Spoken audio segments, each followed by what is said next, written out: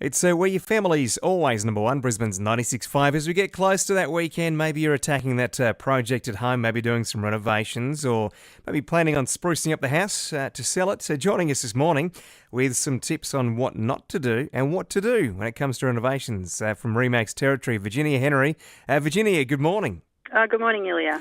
When it comes to renovating, I think it's sometimes really the simple things like that you can do rather than spending too much money. Is that your advice? Yeah, sure. There's lots that you can do to spruce it up and give an immediate great first impression for the property without going into really huge renovations like kitchens and bathrooms, which are great but cost a lot of money. So what are we talking about? Like simple stuff like maybe a coat of paint, something like that? Or painting is probably the cheapest and most effective way to make a big impact on the change of your property.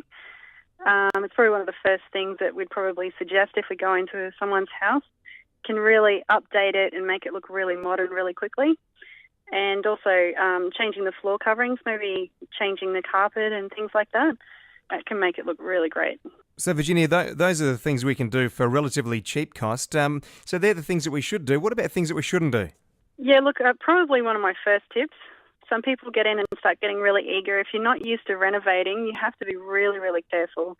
Probably one of the biggest pitfalls that I do see people do is attack every area of the house at once, and then they don't finish anything, and that's not good.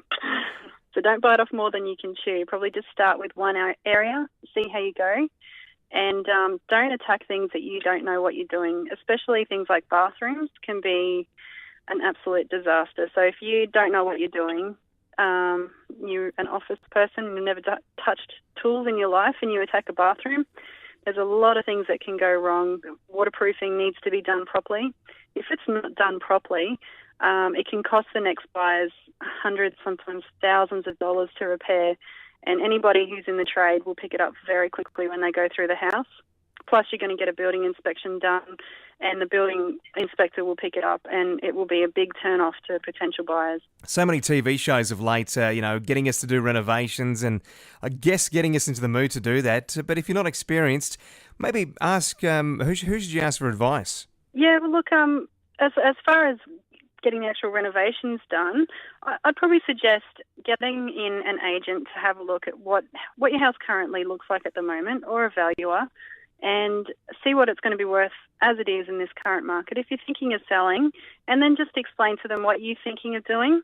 I often get called in by clients who are thinking of selling maybe in a year or two's time, and they ask me to go through and say, look, what's going to be the most profitable thing to do? Because sometimes you might have great ideas of putting in another bedroom or a bathroom or something, but when you look at what's been selling around the area, that might not be what's actually going to add value to the property. You might be better off actually adding a carport or something like that, or just general renovations to the property. But when you look at actually getting the work done, get in proper tradespeople who know what they're doing and can do it properly. Yeah, do it once, do it properly, eh? Yes. Yeah, it certainly does help when you get decent tradesmen in. I guess if you don't, then it sort of devalues the whole property, doesn't it? Yeah, definitely.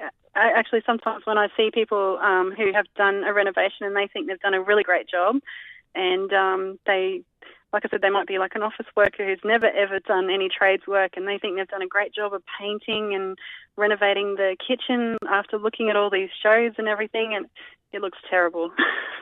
And sometimes we think, you know what, you would have been better off leaving it original, because a terrible renovation can actually cost you more money, because people walk in and they just think this looks dodgy, and if it looks really badly done, they're going to be thinking, okay, so this is what we can see that's been done dodgy.